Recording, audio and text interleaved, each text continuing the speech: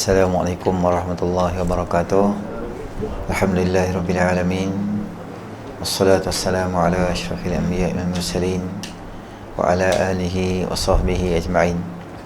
Subhanaka la ilma lana illa ma 'allamtana innaka antal alimul hakim. Rabbi shrah li sadri wa yassir li amri wahlul 'uqdatam min lisani yafqahu qawli, amma ba'd.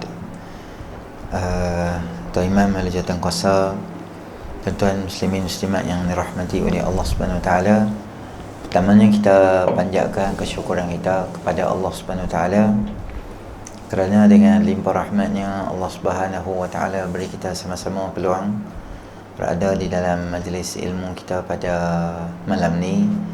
Moga-moga kehadiran kita akan termasuk di dalam timbangan amal soleh kita nanti. Amin ya rabbal alamin. Tuan-tuan, dalam catatan saya hadis yang ke-46, dalam catatan saya lah, Allahu Akbar, hadis yang ke-46 berkaitan dengan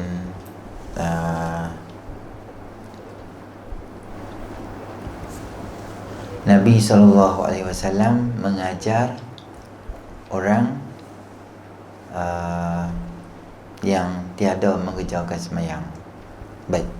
An Abi Hurairah radhiyallahu anhu, Nabi sallallahu alaihi wasallam, anna Nabi sallallahu alaihi wasallam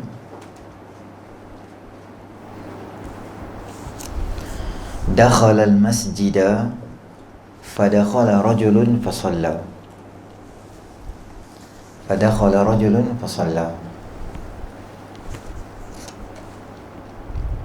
ثم جاء فسلم على النبي صلى الله عليه وسلم فرد النبي صلى الله عليه وسلم فقال ارجع فصلي فإنك لم تصلي فصلى ثم جاء فسلم على النبي صلى الله عليه وسلم ارجع فصلي فإنك لم تصلي ثلاثا فقال والذي بعثك بالحق نبيا فما أحسن غيره فعلمني. قال إذا قمت إلى الصلاة فكبر ثم اقرأ ما تيسر معك من القرآن ثم اركع حتى تطمئن راكعا ثم ارفع حتى تعدل قائما ثم اسجد حتى تطمئن ساجدا ثم ارفع حتى تطمئن جالسا ثم اسجد حتى تطمئن ساجدا ثم افعل ذلك في صلاتك كلها. Baik. Daripada Sayyidina Abu Hurairah radhiyallahu anhu, katanya bahawasanya baginda Rasulullah sallallahu alaihi wasallam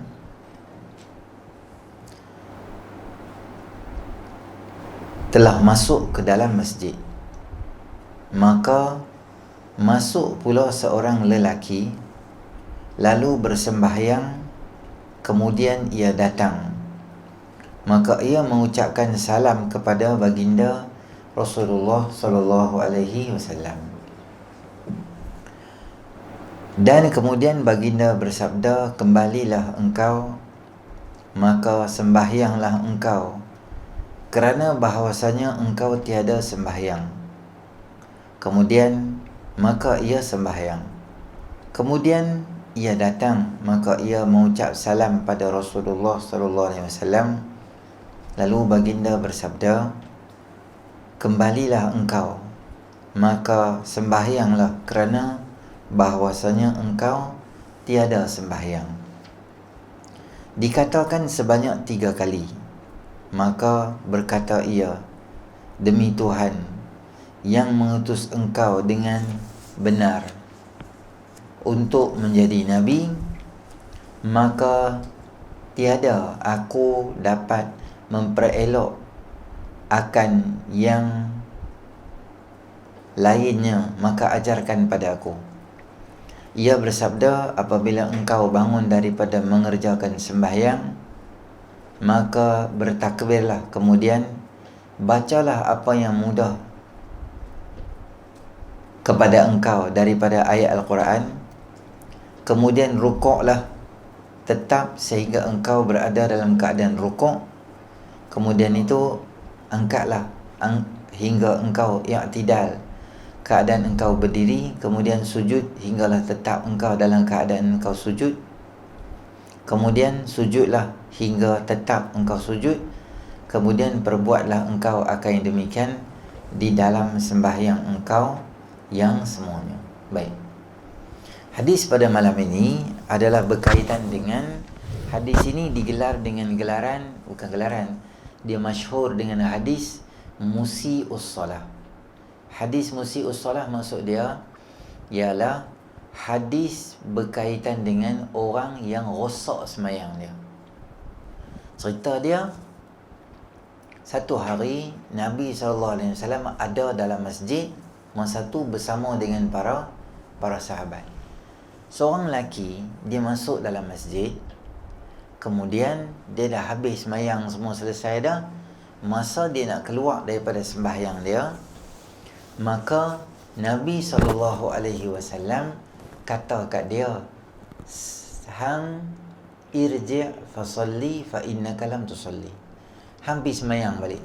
Yang tadi tu sembahyang kira tak betul sembahyang tu. Sembahyang balik. Dia pun masuk, pergi sembahyang balik. Sembahyang kali kedua selesai semua dah, dia balik, dia bagi salam kat Nabi. Nabi kata sekali lagi, irji' fasalli fa innaka lam tusalli. Hang pergi sembahyang balik sebab sembahyang tadi tu tak betul. 3 kali. Bila dia dah sebut berkaitan dengan sembahyang tadi 3 kali ditegur oleh baginda Nabi SAW, akhirnya dia beralah lah. Dia kata, Rasulullah, saya tak tahu lah. Saya tak tahu cara nak sembahyang lebih baik daripada tadi tu. Itulah yang paling elok sekali hak boleh sembahyang. Kau ajarkan pada aku macam mana aku sembahyang. Kemudian Nabi ajar adalah sembahyang dengan tumakninah dan sebagainya. Baik. Ada beberapa benda yang kita nak kena tengok daripada hadis ni. Yang pertama adalah berkaitan dengan lelaki tadi ni adalah lelaki yang selalu duduk sembahyang di masjid lah ni, cerita dia. Bila dia mai, dia dah terlambat, dia sembahyang, mungkin jemaah dah habis, dia sembahyang seorang.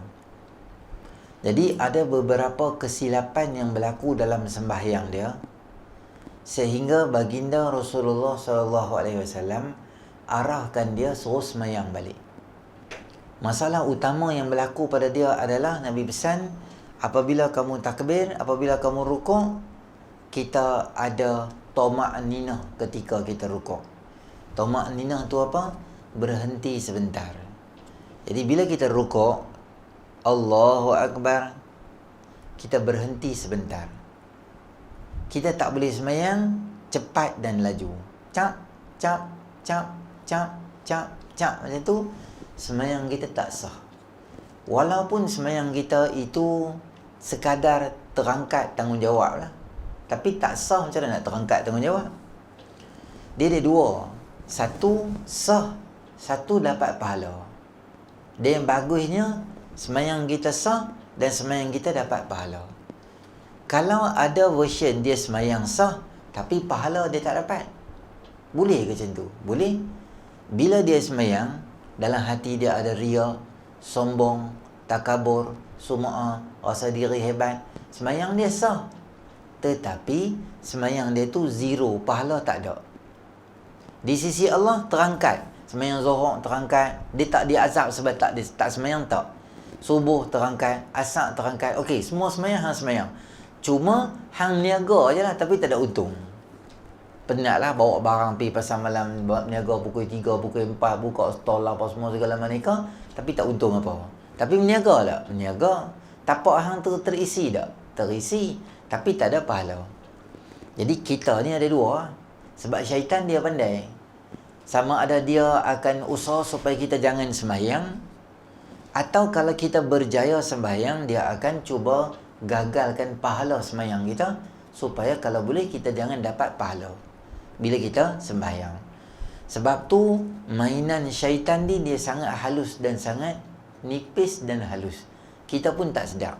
Dalam saf, kita duduk di saf tu, kita ingat dalam surau ni aku yang paling banyak sekali janggut, contoh. Atau aku tu. Contoh bagi contoh saya senang. Contoh tuan bawah pula. Dalam surau ni aku paling banyak janggut. Dalam surau ni aku paling bertakwa.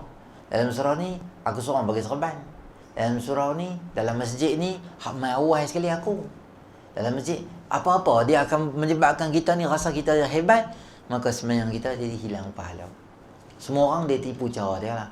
Ustaz cara ustaz, tuan-tuan cara tuan-tuan, tok imam cara tuan-tuan, cara tok imam, pengerusi cara pengerusi. Semua ada cara yang dia tipu lah. Tok imam kadang-kadang tok imam sembahyang biasa baca surah lazim lah, alam tarakai, iza ja, al-qari'ah, biasa betul je. Tata satu hari sebelum dekat-dekat nak iqamah, budak-budak ni UiTM sini ni depa mai dekat masjid kita ni, mai buat lawatan dekat kawasan masjid kita. Atau depa nak pergi mana-mana singgah sembahyang Zuhur Asar siap-siap dekat masjid baru nak berjalan. Kita tu imam masjid. Jadi bila kita tengok crowd yang ramai tu, kita nak sembahyang maghrib, syaitan mai. Takkan qul wallah malam ni. Kawan-kawan amma yatasaalun. Oh mantap sikit orang kata tok imam yang standard masjid besar macam ni takkan baca qul huwallah jam. Dia pun bismillahirrahmanirrahim. Abasa wa tawalla an ja'ahul a'ma. Budak-budak tu sedap tok imam ni. Maksudnya setan seronok duduk belakang dinding tu, dia kata yes. Sebab pahala kita sembahyang maghrib malam tu nama dia Control A, select all, delete folder. Folder pahala tak ada lah. Mana? Kosong. Buka-buka 2-3 kali check. Ingat dia hide folder tu, dia sembunyi tak? Memang tak ada. Kosong. Sebab pahala. Tok imam dia tipu cara tok imam. Ustaz pula kadang-kadang bila ustaz tu main, dia ada poster besar, banner, forum perdana. Forum pula dengan figure besar-besar ke tu. Moderator, Jakim, masuk radio, masuk TV. Segala orang make up di pipi apa semua tu. View live kuliah maghrib saja 75,000 orang contoh. Jadi dia main lah. Tengok hang lah paling hebat sekali sebab live hang orang paling banyak tengok. Hang punya hebat sekali sebab TikTok hang sekali bubuh video pendek hang start dan start je 1 juta view lah, share lah. Dia akan rosak kita macam tu pula. Jadi syaitan dia cara macam tu. Semua orang dia ada cara dia. Maka itu nama dia apa? Sembahyang itu berpahala atau tidak berpahala. Ada satu lagi, sembahyang sah atau tidak sah. Yang ni sah atau tak sah ni yang kita sedang bincang pada malam ni. Kerana Nabi SAW kata kat lelaki tadi tu, irji' fasalli, hang pi sembahyang balik. Yang tadi tu kira tak sembahyang. Maksudnya sembahyang hang tak sah, sembahyang hang batal. Walaupun hang dah sembahyang hang dah jadi batal. Sebab tu Nabi suruh dia ulang balik sembahyang dia. Maka dia pun ulanglah sembahyang berulang-ulang kali, dia sembahyang 2-3 kali. Rupanya kesilapan yang berlaku pada dia adalah bahagian toma'ninah. Jadi bila kita sembahyang, kita kena ada nama dia adalah toma'ninah. Maksud dia berhenti sebentar. Sekadar kita sebut subhanallah. Walaupun kita tak zikir subhana rabbiyal azim atau subhana rabbiyal a'la wa bihamdi 3 kali tu, tapi kita rukuk Allahu akbar, duduk saat macam tu dalam 2-3 saat sekadar sebut subhanallah, kita bangun, maka sembahyang kita sah. Tapi dari segi pahala dia kurang sebab kita tak zikir. Zikir tu sunat hay'ah. Kalau kita buat dapat pahala, kalau kita tak buat rugi. Di sisi rugilah kita tak buat zikir tu, pahala kita jadi kurang. Tapi sembahyang tetap sah sebab ada toma'ninah. Di i'tidal sami Allahu liman hamidah, kena berdiri betul elok dulu baru kita bergerak. Maka jangan ada di kalangan kita apabila dia sembahyang tu dalam keadaan laju. Contoh saya bagi tahu, saya tak ingat cerita kepada tuan-tuan, ramai orang dia bangun sami Allahu liman hamidah, bila dia bangun daripada rukuk, tangan dia still duk bergerak lagi macam ni. Lepas tu dalam keadaan duk bergerak macam tu, terus dia turun ke bawah, maka sembahyang dia batal. Sebab dia tidak ada tomak nina tadi tu. Jadi dia bergerak kaki dia tu, tangan dia tu dia bergerak. Jadi cara dia macam mana? Sami Allah liman hamidah, berhenti. Kita jadi macam tersekat di situ. Kalau bahasa video, pause. Pause set. Lepas tu play balik. Pause balik. Play balik macam tu. Ustaz, saya tengok dia pas semayang kat viral masa semayang tarawih tu laju. Cucak. Tu ke semayang, tu exercise. 8 lagi, 1, 2, 3. Lepas 20 menyerap tu. Semayang dia bukan macam tu tujuan dia. Jadi semayang dia kena tenang. Jadi semayang nak tenang ni macam mana? Bagusnya ni, salah satu daripada kaedah kita boleh ambil ni adalah kita semayang berjemaah, insya-Allah dah jadi tenang. Laki tadi tu dia main lambat lah kot. Sebab Nabi dah semayang dah habis selesai, Nabi duduk tepi tu boleh main semayang. Kena Nabi suruh dia semayang balik. Jadi kalau salah satu tips untuk kita selamatkan semayang kita dengan betul adalah solat berjemaah. Solat berjemaah ni walaupun tok imam tu dia urgent, dia ada benda, isteri nak ajak pergi kenduri dan sebagainya pun, dia akan semayang dengan tenang. Cuma dia akan ringkaskan bahagian wirid, dia ringkas. Sebab dia ada urusan apa-apa. Assalamualaikum, istighfar sikit, dia pun baca ayat kursi apa, dia doa ringkas, dia tak zikir dah, dia pun balik sebab dia ada urusan, kebiasaannya. Jarang kita tengok tok imam semayang top speed yang laju, semayang fardu yang biasa, sehingga mencederakan semayang kita. Jadi semayang kita ni, bila kita buat semayang tu untuk Allah SWT, maka kita pelihara kualiti dia. Sebab semayang yang berkualiti, dia akan doakan pada kita. Semayang yang cincai, dia akan doa ke atas kita. Doa kepada dengan doa ke atas. Ke atas maksudnya, doa tak bagus. Ya Allah, orang yang semayang dengan keadaan elok, semayang dia akan naik, Ya Allah, macam mana dia jaga aku, kau jagalah dia. Ya Allah, kalau orang semayang cincai, Ya Allah, macam mana dia cincaikan aku, kau cincaikan hidup dia. Sebab tu kita tengok kadang-kadang orang semayang 5 waktu, tapi hidup jadi huru-hara. Ada juga. Orang semayang 5 waktu, jadi macam-macam masalah berlaku. Pada hakikatnya, orang macam tu, dia lebih pada belum sembahyang lagi. Dia sembahyang, tapi belum mencapai kriteria orang yang sembahyang. Sebab di zaman Nabi SAW, ada seorang lelaki, dia sembahyang, malam dia bercuri. Pagi Isyak, dia pergi tukar baju semua, kostum dia yang sesuai, dia pun pergi rumah orang, pergi curi. Sahabat tengok, dia ni geng main masjid, awak dia duduk curi rumah orang. Telefon beritahu, ya Rasulullah, kami rasa dia tu duduk curi lah. Nabi kata tak apa, sembahyang dia nanti akan cegah dia daripada buat benda yang jahat. Maknanya kalau kita sembahyang tu dengan betul, sembahyang tu ada kekuatan untuk cegah kita daripada fahsyak dan mungkar. Fahsyak ni apa? Benda yang berlaku di dalam hati.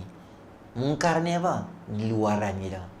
Maksudnya orang yang sembahyang elok, mulut dia jaga elok, hati dia elok, dia tak akan ada perasaan dengki pada orang. Orang lain naik pangkat, dia tak akan rasa payah. Orang dapat anugerah pergi sampai Kuala Lumpur terima anugerah, bolan Facebook dia dengki, dia kata dia ni mesti kipas bos lah apa. Sebab apa? Padahal semayang tiap-tiap hari, punca dia nak tak nama semayang betul lagi. Bila kita semayang dengan betul, maka kita akan dipelihara oleh Allah SWT daripada cara semayang tu yang tak kita katakan yang tak sah semayang kita tu.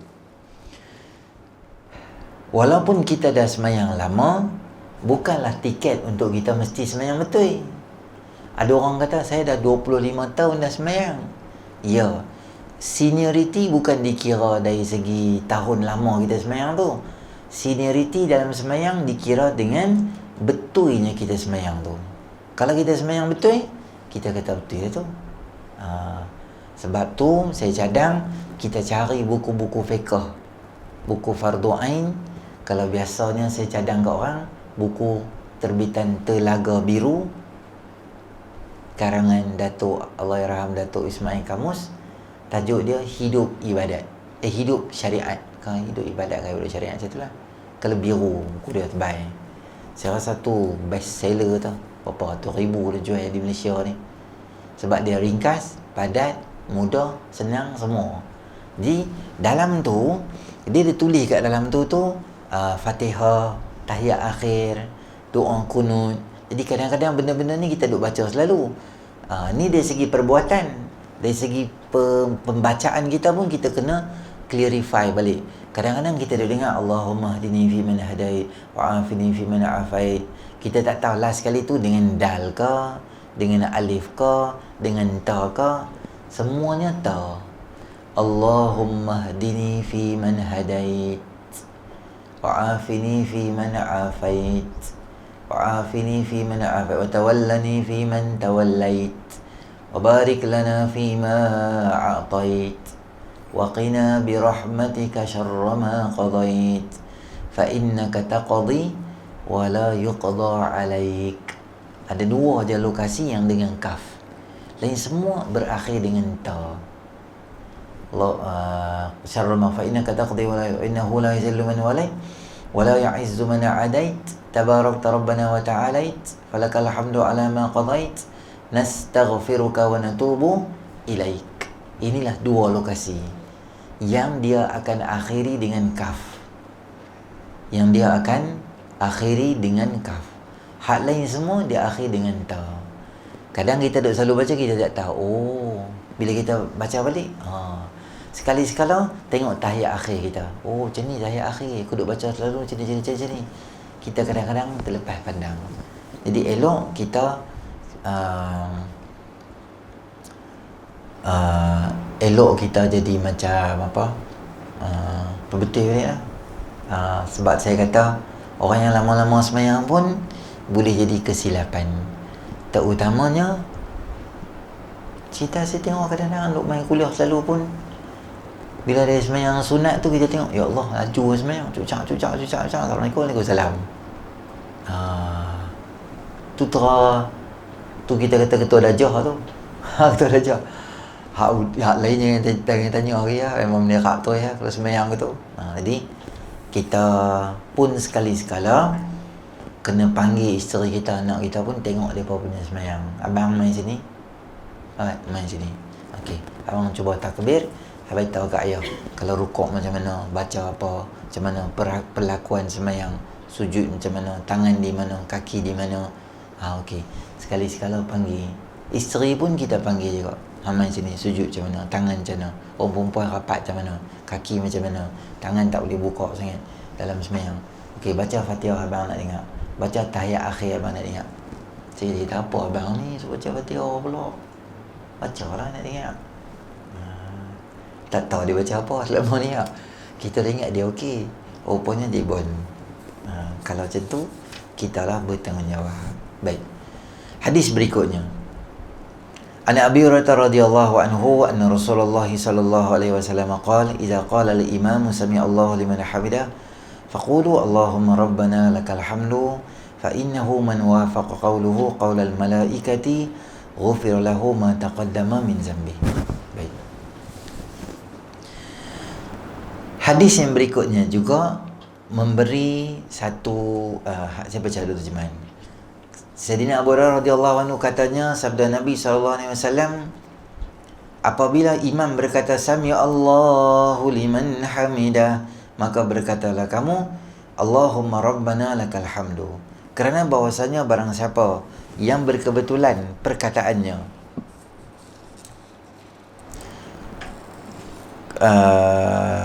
akan perkataan malaikat, nescaya diampunkan baginya apa yang terdahulu daripadanya. Baik, serta dia bila tu imam kata sami Allahu liman hamidah, kita hak duduk di belakang kata Allahumma rabbana lakal hamdu. Perkataan Allahumma rabbana lakal hamdu tu ada beberapa lafaz yang datang daripada Nabi sallallahu alaihi wasallam. Ada hadis yang sebut Allahumma rabbana lakal hamdu macam kita tadi ni. Yang kedua, Rabbana lakal hamdu. Yang ketiga, Rabbana walakal hamdu. Dia ada waw yang belakang tu. Yang keempat, Allahumma Rabbana walakal hamdu. Jadi, dua ada Allahumma, dua tanpa Allahumma. Dua ada waw di belakang, tak ada dua di belakang. Keempat-empat itu ada hadis yang Nabi SAW sebut. Dia ada pelbagai version lah. Cuma hadis malam ni, Allahumma rabbana lakal hamdu.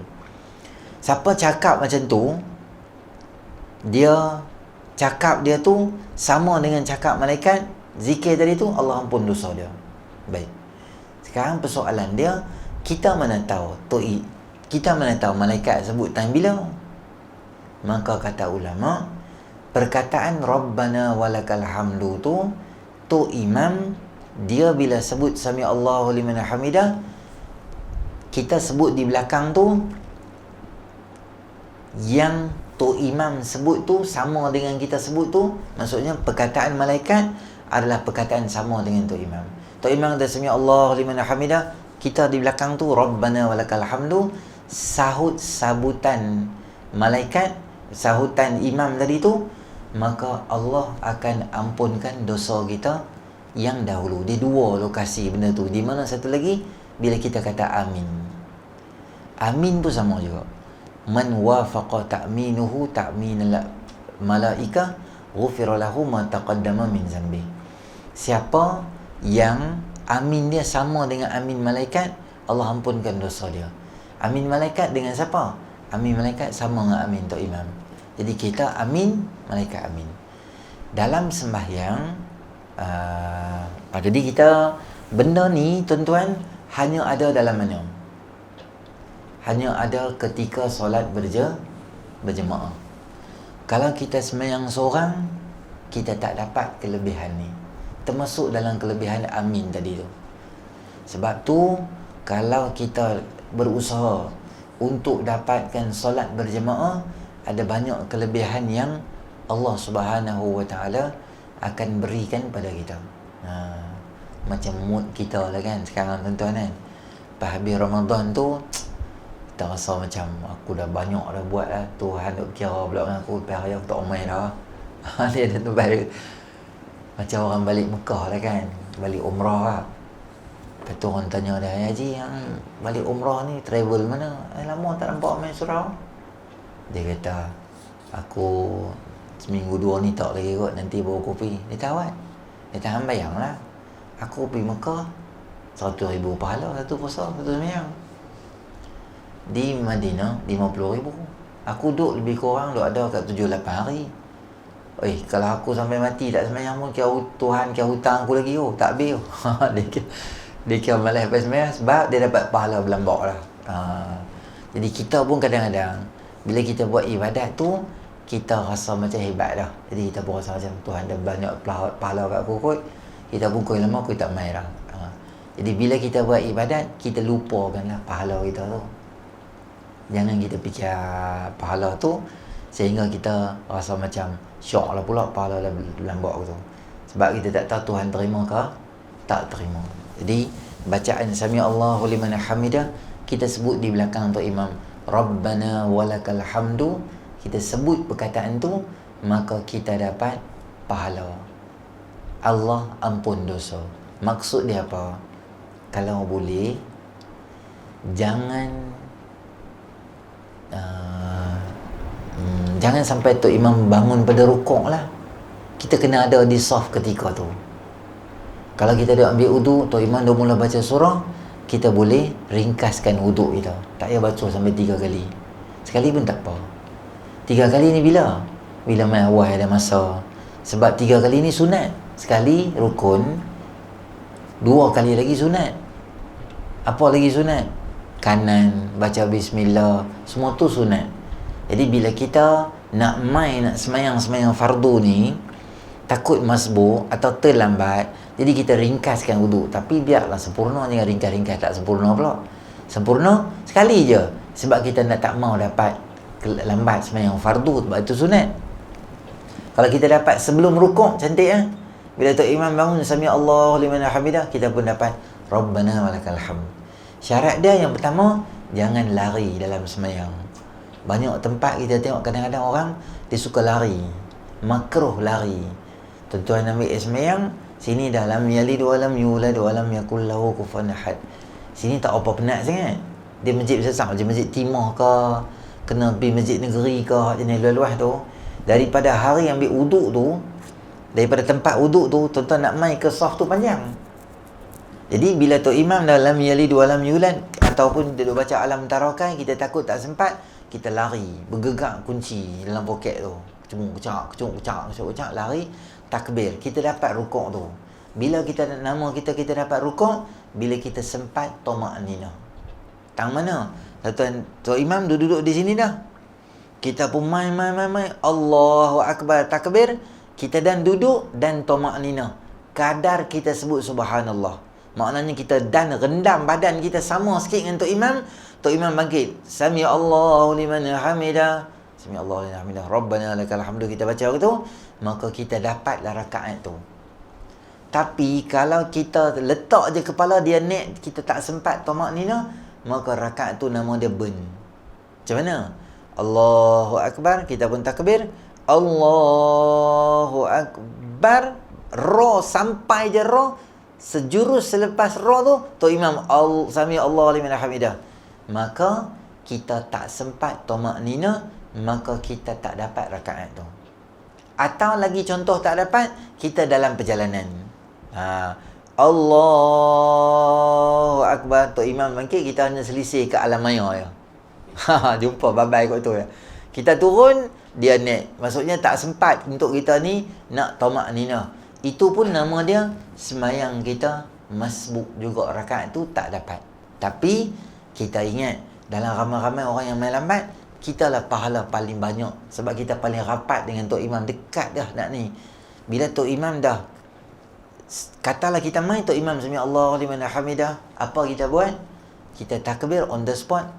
Takbir, walaupun kita tak dapat rakaat tu, kita follow di mana Tok Imam Sami Allah liman hamidah, kita pun main takbir Allahu Akbar. Tok Imam sujud, kita sujud juga. Jangan tunggu baca WhatsApp dulu, balas email dulu. Sekali Tok Imam bangkit, lepas tu baca pula tahiyat awal, tunggu lagi, lepas tu naik balik. Jangan, lambat kan. Biar kita dapat pahala. Dalam banyak-banyak orang yang masbuk, kita dapat pahala yang lebih kerana kita join sembahyang tu secepat atau sedapat mana kita boleh, kita join. Walaupun kita tak dapat rakaat, tapi pahala tetap kita dapat. Biarlah kita berada di dalam sembahyang dalam tempoh yang lama daripada kita tunggu saja macam tu. Melainkanlah ada apa-apa benda kita nak perbetulkan ke apa-apa, maka segera kita ringkas dan cepat-cepat kita takbir untuk sembahyang. Jadi itu tanda kita dapat. Tapi kalau kita lari macam tu, masjid besar-besar macam tu, hukum dia makruh kerana kita akan hilang fokus dan tumpuan, kita akan mengah dalam sembahyang. Letih. Sebab kita lari. Kalau tahiyat akhir dan letih tu nak hilang, mungkin dia 2 rakaat baru hilang. Dia tak hilang on the spot. Mengah tu dia pelan-pelan, tahiyat lagi, bangun lagi apa semua tu. Dia nak main stabil tu dia lambat. Bila dia elok, mungkin rakaat kedua nanti. Tapi kalau dah tahiyat akhir dah, kita lari lagi, kita join dengan Tok Imam Allahu Akbar, takbir sempat, maka 2-3 orang mai di belakang. Bila kita lambat, depa lantik kita jadi imam. Payahlah kita nak baca dengan kita mengah tu. Bismillahirrahmanirrahim. Alhamdulillah. Malika, depa belakang apa? Ini apa komik ke apa ni? Lagi orang takut pula sembahyang belakang kita. Jadi orang nak, kita pun serabut nak jadi imam kat orang dengan keadaan mengah macam tu. Dan mereka hak di belakang tu pun ikut kita pun jadi rimai kalau orang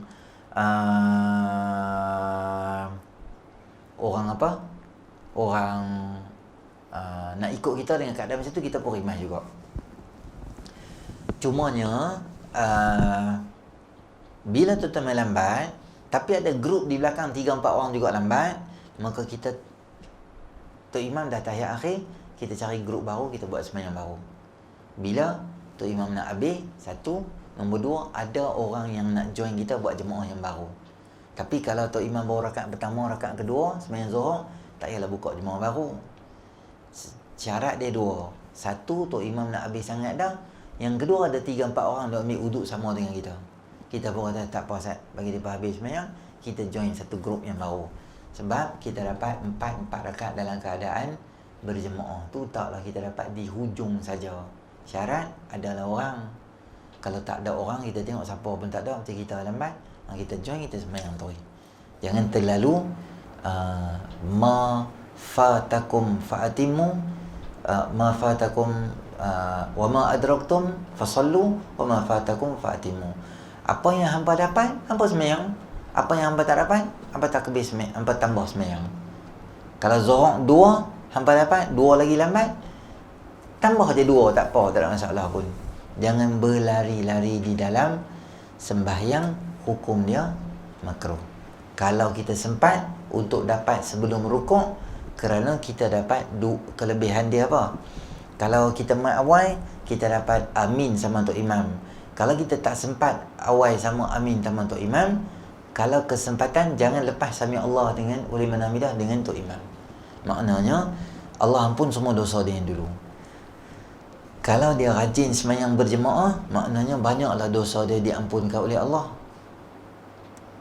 Kalau dia rajin sembahyang berjemaah, banyak dosa dia diampunkan oleh Allah. Kalau amin, tuan-tuan boleh dapat amin ketika solat jahar, solat terang. Contoh subuh, contoh maghrib isyak. Tapi sembahyang zuhur asar kita tak tahu Tok Imam tu amin. Sebab tu Nabi SAW bagi kita peluang kedua tambahan pada kita. Bagi sembahyang-sembahyang yang kita tak dengar Tok Imam baca amin, kita boleh dapat kelebihan daripada hadis ni. Bila sembahyang Tok Zuhur dengan asar, Tok Imam akan kata Sami Allahu liman hamidah, itu secara terang. Jadi bila Tok Imam angkat kepala, kita pun dapat pahala. Jadi tuan-tuan main sembahyang Zuhur dengan asar dapat kelebihan hadis ni. Tuan-tuan main yang sembahyang subuh, isyak, maghrib, tuan-tuan dapat double pula kelebihan pula bila kita amin sama dengan Tok Imam. Dan kesimpulan saya nak buat, kesemua benda ni hanya ada dalam solat berjemaah. Jadi jangan kita tinggalkan mana-mana solat. Kalau boleh, dapatkan solat tu secara berjemaah dan sentiasa doa pada Allah supaya Allah beri kekuatan untuk kita hadir untuk solat berjemaah, kerana dia adalah sunnah Nabi SAW yang sangat hebat dan sangat besar, yang ramai-ramai di kalangan kita kadang-kadang yang tak ambil indah dengan sembahyang berjemaah. Baik, saya ada satu benda nak cakap dengan tuan-tuan. Manakah hadis kita yang berikutnya ni dia panjang sikit, jadi kita akan tengok hadis tu dalam siri akan datang, berkaitan dengan boleh kita melihat Allah Subhanahu Wa Taala nanti di akhirat. Semua manusia boleh tengok Allah Subhanahu Wa Taala, orang yang masuk dalam syurga. Adapun Mu'tazilah, mereka berhujah bahawa manusia ni tak boleh tengok Allah di dunia ataupun di akhirat. Di dunia tak bolehlah tengok. Nanti kita bincang kisah Nabi Musa teringin tengok Allah di dunia dalam surah A'raf. Bagaimana nur Allah tu datang, gunung tu pecah dan hancur sehingga Nabi Musa pingsan. Nabi Musa kata, saya minta ampun dengan Allah, apa ni tak mau buat dah, macam tu. Baik. Isunya adalah berkaitan dengan isu kubur. Isu ni di hujung Ramadan dia timbul. Isu membina binaan di atas kubur. Tentu kalau pergi dekat sesetengah kubur, mereka akan buat tiles dekat kubur tu, buat batu mamar cantik macam tu, ada kawasan letak macam tu. Bolehkah kita buat macam tu? Jawapan dia boleh dan tak boleh. Ada dua jawapan. Apa yang tak boleh? Saya cerita tak boleh. Ruang meja kita ni tuan-tuan, 1, 2, 3, 4, katalah sampai sini 5 orang, 6 orang lah. 6 orang boleh tanam di kawasan yang besar macam ni lah, contoh. Tapi tuan-tuan, 6 orang, tanah kita Pulau Pinang ni, di Malaysia ni lah, tanah kubur ni, tanah dia adalah tanah wakaf. Tanah wakaf tu maksud dia apa? Dia hak milik bersama semua orang Islam. Dia tak ada hak milik kekal atau hang dapat strata ke, tak ada. Hang dapat strata pun dia tak akan dapat hak milik kekal, kerana dia adalah milik siapa? Milik Allah Subhanahu Wa Taala, dia milik pada semua orang. Jadi bila tanah tu boleh tanam 6 orang, hang pi tanam dekat situ dengan buat binaan, buat tiles dengan mamar. Kawasan yang boleh tanam 6 orang boleh jadi tanam hanya 4 orang sahaja. Jadi 2 lagi orang, dosa lah hang buat macam tu. Hang ambil hak orang. Siapa yang dosa? Arwah hak meninggal tu kan? Siapa dosa? Waris yang uruskan tu dia berdosa, kerana dia ambil hak orang. Satu. Yang kedua, tiles tidak memberi faedah kepada orang duduk dalam kubur. Orang duduk dalam kubur, dia tak mau tiles mamar yang cantik. Dia mau apa? Dia mau Al-Fatihah, doa pada anak yang soleh. Apa yang faedah untuk dia adalah dahan pokok yang hidup yang ditanam di atas kubur atau di sisinya. Pokok tu berzikir dengan Allah, dia akan turun rahmat, memberi faedah pada orang duduk dalam kubur. Ustaz tahu mana pokok zikir ke Allah? Betul juga. Kita benda kita tak tahu, kita tak boleh reka. Allah sebut dalam Quran, A'udzubillahi minasyaitanirrajim, wa in min syai'in illa yusabbihu bihamdi walakin la tafqahuna tasbihahum. Semua benda ni dia zikir ke Allah. Hampa yang tak tahu style dia zikir tu macam mana. Termasuk pokok dia zikir dengan Allah. Dan sabit daripada perbuatan Nabi SAW yang pernah cabut atau patahkan dahan, letak. Nabi kata, selama mana dia segar hidup dan dia berzikir, dia memberi keringanan pada orang duduk dalam kubur. Jadi kalau kita nak bagi orang dalam kubur tu senang, sikit membantu, backup vokal dia, bukan solo utama, backup dia sikit dengan apa? Pokok tadi tu. Adapun tiles tidak memberi faedah pada orang duduk dalam kubur. Dia tak mau tiles apa tu. Tiles tu nak buat bila? Tiles tu buat masa mak hidup lagi. Tu bawa anak berjenis. Mak hidup dalam keadaan bilik dia, hang pecah bilik dia, hambur tiles baru kat dia, hak tak lincin di tandas dia tu, buat renovation tandas dia dekat dengan bilik dia. Dia senang nak pergi tandas, malam dia nak kiam, yang tu gedebuk-gedebak dia tak payah pergi mana dah. Tang tu je tandas dia. Tang tu baru anak champion 5 bintang. Ni mak tak ada lah buat tiles dengan jubing dengan mama tu buat apa? Dia bukan mau benda tu. Dan kalaulah orang sebelum kita buat macam tu, kita boleh tak tanam bapak kita? Tak boleh di situ. Dia jadi permanent tang tu. Makna bila hang ada tiles tang tu, dulu tak ada. Sebab tu kita boleh tanam ayah kita. Bila hang ada ruang, hang pergi buat tiles macam tu, orang lain nak tanam tak boleh. Dia kalau hak persendirian ni, di mana? Di kampung Pelet adalah kubur. Tu boleh lah. Tu kubur Cina. Tu dia pun beli. Duit dia sendiri. Cina yang tak ada duit, dia pun bakar juga pakai kaedah yang sama. Jadi macam jangan ambil tu, sebab tu bukan tanah kita. Dan tuan-tuan, dia menyusahkan penggali kubur. Sebab apa? Penggali kubur dia tahu ni 5 tahun, ni 3 tahun, ni 2 tahun, kawasan ni dia ni dalam mana. Dia tahu semua lokasi tu. Jadi okey, sini dah 7-8 tahun rasa okey dah, ni boleh korek balik. Gaya nak korek, ada tiles. Baru ni satu penggali kubur tu, saya cerita kat satu surau, satu masjid tu. Dia kata, Ustaz, betul saya kenal lah. Dekat sejam lebih, saya pecahkan tiles tu. Bawa segala hammer semua, pecah-pecah, kutip, clear semua, tok tepi. Lepas tu saya baru nak korek pula. Dia menyusahkan saya. Jadi, janganlah kita menyusahkan orang. Habis saya dah buat dah. Macam mana nak buat ni? Han tengok hari cuti. Hari-hari cuti kan, bulan grup WhatsApp family, kata kat dia, aku dah dengar dah Ustaz kata macam ni, kubur bapak kita ada macam ni, jom geng lelaki semua kita turun, kita pergi reban. Hampa pergi pecah sendiri lah senang. AJK besar pecah, hampa jadi marah pula. Hang sendiri pergi settle. Lepas tu tengok amat beritahu Tok Imam, kata saya dah settle lah kubur bapak saya, orang boleh tanam di situ. Sebab dia tanah wakaf. Ustaz, saya pergi masjid negeri, ada beberapa kubur, saya difahamkan itu bekas pemimpin yang di Petua Negeri Pulau Pinang, TOT, tanam situ. Boleh pula mereka buat situ, buat binaan tiles semua. Saya pergi Masjid Negara tu, Allahyarham Tun Hussein On, Tunku Abdul Rahman, semua pemimpin negara situ. Saya tengok mereka ada tiles mereka buat macam gila-gila orang tu. Boleh pula. oh Islam ni kalau pemimpin hukum lain, kalau rakyat kami rakyat marahin ni lain pula. Sabar dulu, tak jawab lagi jawapan tu. Jawapan dia ialah itu boleh sebab apa? Itu memang kerajaan negeri bagi pada pemimpin. Itu memang hak dia sebab dia pemimpin, dia bekas pemimpin TYT dan sebagainya. Tapi masjid negeri tu memang ada satu kubur tu. Tu dia punya. Biar dia nak buat apa? Buat tal ke jubin ke apa, buat parking ke pasar raya ke apa. Tu dia punya tanah tu, hak persendirian, tak ada soal. Sama juga dalam perlembagaan persekutuan kita, kawasan-kawasan tu diberi pada bekas pemimpin yang pernah memimpin negara. Semua-semua pemimpin lah.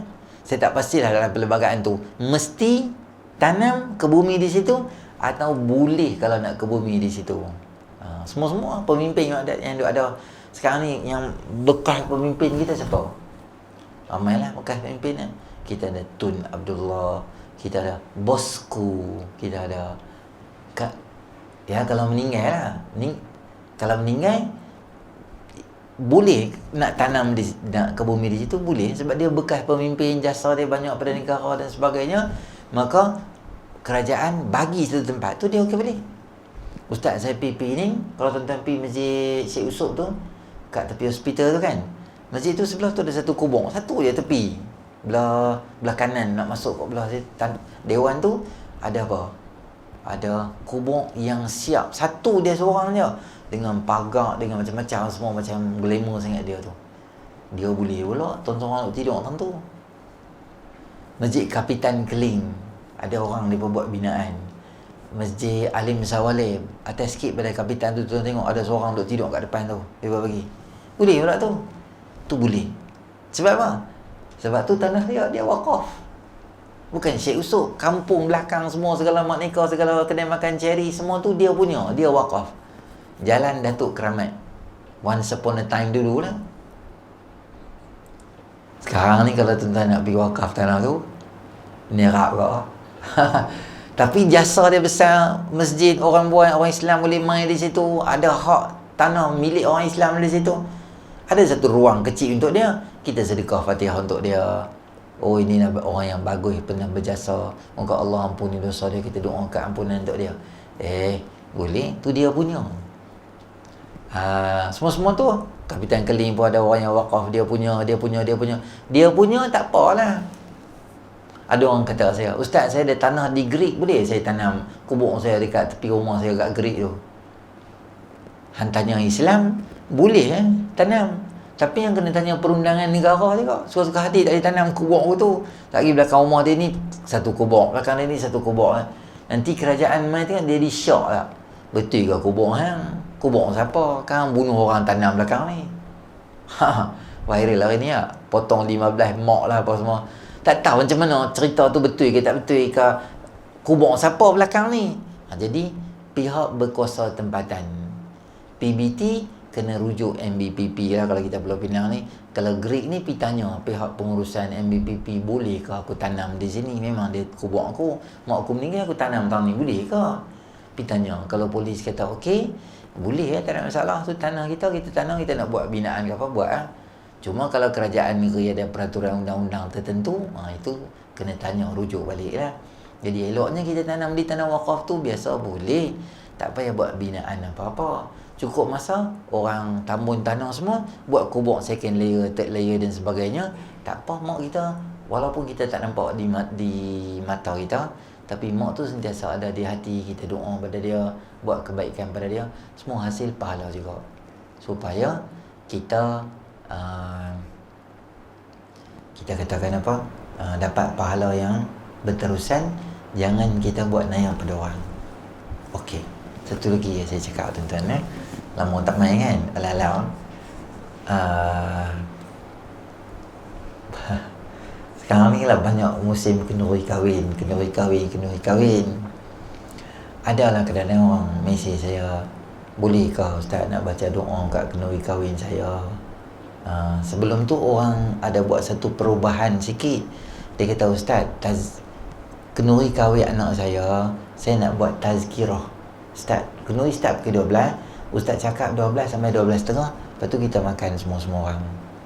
Saya kata, saya ada pengalaman untuk ceramah sebelum buka puasa di salah satu kedai nasi Arab lah. Di utara ni ada satu kedai nasi Arab. Jadi dia jemput saya. Kedai tu dia buat buffet apa buffet tu kan, RM40 bayar bulan puasa. Banyak RM40, ambil makan lah kambing golek ke, kambing gelek ke, hampir gelek atas kambing pun tak apa. Janji hampir habis RM40 kan. Jadi orang ramai lah. Saya start tazkirah pukul 7 sampai 6.50 sampai 7.20 lah, 10 minit tu doa persiapan makan. Orang ramai lah. Orang banyak RM40. Orang nak dengar ke ceramah kan? Orang nak lengkapkan kota RM40 tu. Kambing lah yang tu lah. Anak dia duduk peluk bising pula apalah. Anak dia tak pasal lah, budak kecil kan, 3-4 tahun tu dia suap anak tu. Anak duduk bising dah menangis. Saya rasa macam sampah pula hari tu. Aku cakap tu sampah pun tak dengar.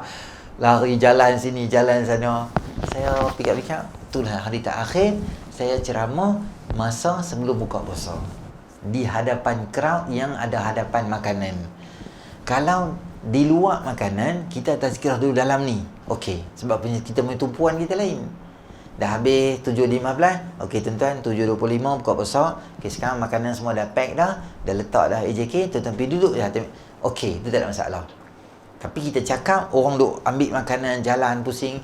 2-3 kali saya kena, saya block tu ya. Saya tak akan ambil ceramah. Nombor 2, saya tak akan ambil ceramah selepas perarakan Maulidur Rasul. Bagus. Perarakan tu bagus. Lepas tu ceramah. Ceramah tu, dia adalah rubbish nama dia. Siapa pun takkan ingat. Semua dah letih, tak larat, balik main dia tu tersandak tepi dinding, kipas ke tu. Budak-budak minum air mineral, baling kepala kawan dia dengan air mineral botol kosong. Kampung dia, dia naik basikal, lompat kat sini, bising ya. Siapa pun takkan ingat ceramah yang. Saya kata hampi jalan dulu, penat-penat semua habis, hampa makan bihun sup semua selesai, malam aku main ceramah. Malam tak ada benda makanan, fokus elok-elok dah. Tu sesuai nak ceramah. Lepas tu saya kata dia pukul 12 aku ceramah sampai 12.30, siapa nak dengar? Semua nak ke darah time tu. Hang man tak dengar nak. Tuan rumah mesti duduk situ. Memang pergi buat custom made dah. Baju Melayu memang poket gergasi nak boh tu. Dah salam nak boh. Poket macam rappers. Dah banyak, seluar dia poket banyak. Dalam, tepi, kiri. Nak bubuh duit kan, banyak kan. Hang nak dengar ke ceramah aku? Dia diam. Dia kata tak apa Ustaz, kita awalkan 12.15 boleh tak? 11.45 boleh tak?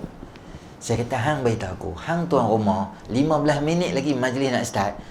Semua adik-beradik hang tu dalam keadaan super mega kelang kabut time tu. Siapa pun tak nak dengar ceramah aku. Dia betul juga. Betul apa? Hang buat kenduri semua selesai habis, malam aku ceramah hang main dengan adik-beradik. Tu senang. Di kenduri kahwin siapa nak dengar? Tak apalah Ustaz baca doa. Boleh lah, saya bukanlah mengadar sangat tahu baca doa macam dia kena ke ya. Boleh. Nama saya nak tengok kadang-kadang dia buat bersanding, dia bersalah pula nak baca doa time tu. Dia kata, yalah Ustaz, korang-korang ada Islamik sikit. Saya bukan apa, sekali saya baca doa kan, nanti orang tengok, oh, tak apa kot. Kan kena kahwin macam ni, Ustaz pun baca doa, okey kot. Sekali dia pegang tu pula. Tak adalah saya figure sangat, public figure taklah sangat. Tapi 1-2 orang kenal dia kata, betul aku tengok. Lah zaman TikTok viral daripada kat Amak tengok Ustaz maki 8 kilo pula tak guna macam tu. Lepas tu kadang kita doa, dan pengantin duduk situ. Yang duduk main masjid ni bapak dia. Yang menikah anak dia. Anak dia bukan main masjid sangat. Kadang anak dia macam tu, anak dia tuan-tuan macam tu lah. Anak bapak selalu main masjid, dia pergi cari satu perempuan tudung tak pakai. Dia buat ketak nak kahwin dengan dia tu. Bapak dia pun jadi nak cakap macam mana, tak apalah. Dah panggil geng masjid, panggil geng ustaz semua dah. Nak suruh ustaz baca doa. Macam mana saya nak baca doa? Dia tu tudung tak pakai. Kadang silap hari bulan dia pakai baju sampai ke dada gitu je. Pengantin perempuan dengan baju rambut-rambut gitu. Saya nak doa apa? Ya Allah, berilah keberkatan pada pengantin seperti mana kau beri keberkatan pada Yusuf dan Zulaikha. Zulaikha tak mana? Tak mana? Celah tak mana Zulaikha? Zulaikha jumpa pun marah saya. Hanya dengan lambik doa dalam aku dan doa. Ada lagi dan doa pengantin tu, ya Allah bila keberkatan seperti mana Nabi SAW dan Khadijah. Ni Khadijah. Tak mana berkat malaikat bawa main berkat, malaikat confused. Tak mana aku nak bawa pergi berkat jadi tak tahu tak mana nak letak tu. Jadi saya kalau boleh saya nak ustaz lain baca, itu up to you lah nak panggil ustaz mana tu memang pasal saya. Dia nak baca, tak apalah dia baca. Cuma saya agak tak adalah haram dan dosa masuk neraka, tak ada lah. Ustaz tolong baca doa nanti masuk neraka. Saya rasa macam tak apa nak matching dua benda tu. Macam baju kalau kuning, seluar kalau merah. Dia macam badut pula rasa. Jadi kalau tuan-tuan rasa dah hang suka macam tu, sebab lagu pula kuat tadi tu, gedebang. Kalau di Penang tu ada Dewan Rakyat tu dekat Kampung Rawa tu, sebelah masjid. Sebelah itu Dewan. Tuan-tuan sembahyang Isyak, saya sebelum pergi Kenuri kadang-kadang singgah sembahyang Isyak tu, bawa pergi Kenuri saya sebab sebelah. Allahu Akbar, waladhdallin, amin. Dia punya bass tu sampai sini tu. Tebang. Lagu apa hang bukan sampai kami duduk di masjid pun bergegak dah ni. Majlis tu dia suruh kita baca doa pula. Jadi Allah macam hang suka macam tu, hang jalan macam tu tak payah doa lah. Kami nak macam tu kan, lagu seronok semua apa lah merepek lah. Ada kugiran live. Hari main masjid kak. Biarlah sikit tak jauh beza pun, ada sikit perbezaan Kenuri kita dengan Kenuri kawan selalu tak main masjid tu, dia lah beza sikit lah. Boleh panggil DJ, boleh. Nak panggil orang qasidah, boleh. Nasyid ada, selawat ada. Kan kita ada alternatif yang berjenis sikit. Takkan panggil kugiran band perempuan tu tudung pun tak pakai. Oh Mas Mona. Saya pergi Kenuri kahwin tu, DJ tu panggil, okey kita jemput sekarang ni mak mentua mai, mak pengantin. Saya tengok muka macam geng kuliah muslimat ni. Muka je bertakwa. Dia main tu, dia menyanyi sekali dengan suami dia. Lepas tu majlis tu pula besan dia, DJ ni yang tu ayak ni. Mai kita jemput pada pengantin, bapa pengantin perempuan. Mai. Dia tu pun kopior apa macam tu lah. Mai. Tapi majlis tu orang semua tepuk tangan apa semua. Menyanyi, hang nyanyi, aku sambung, hang chorus, aku tarik lagu apa semua tu. Ada majlis tu. Tak payah aku rasa macam nak doa, tu tak nak doa tak. Aku takut kena azab pula aku doa majlis gitu. Dan kita suka macam mana, kita jalan macam tu lah, tak payah doa-doa. Ada beberapa orang yang ustaz pun kadang-kadang saya tengok bukanlah mengada tak cukup spek dah tu, pasal macam tak apa selesa Kenuri. Jadi saya suka pergi Kenuri kahwin ni semampu yang boleh awal sebelum pengantin tiba. Sebab tu saya kata biarlah lain sikit. Kalau hang buat Kenuri maghrib, janganlah betul-betul azan maghrib tu pengantin main. Kalau hang buat Kenuri pukul 12, janganlah betul-betul azan 1:30 tu. Surau dekat dengan dewan tempat hang buat tu dengan masjid. Allahu Akbar. Betul-betul pengantin turun pin. Kalau orang bukan Islam buat macam tu, kita marah lah. Orang duk azan antara otak ke apa. Dia apa? Geng kompang tunggu lah. Mereka nak baca lah. Pengantin letak kaki, dia kena main. Mereka bayar untuk tu. Dia letak je kaki. Hayya ala salat. Sini gedebung. Kompang di Palu. Pengantin malu. Situ hayya ala salat. Sini pula ada satu doa. Allahumma salli ala Sayyidina Muhammad. Ada satu selawat pula. Lepas tu di hujung sebelum masuk tu pula, kita kena doa pula apa doa lah. Situ masjid. Han tengok lah timing jadi macam bengong sangat sebab apa. Islam kan, tahu kan 1:30 pukul apa. Kenuri nak main, boleh lambat sikit pukul 2 tu di situ. Ketibaan pengantin pukul 2. Jadi saya suka pergi sebelum semua benda ni berlaku. Orang buka periuk, saya sampai. Tabu-tabu, belah. Senang. Aku tak terlibat dengan pengantin. Sekali dia suruh baca doa, sekali kita tengok jadi kesian. Sekali kita kata dah Haji, Kenuri Haji ada sanding, saya tak mau baca doa. Sekali dia tak ada ni mengada lah. Semua jadi serabut kepala otak. Jadi saya pergi Kenuri awal balik.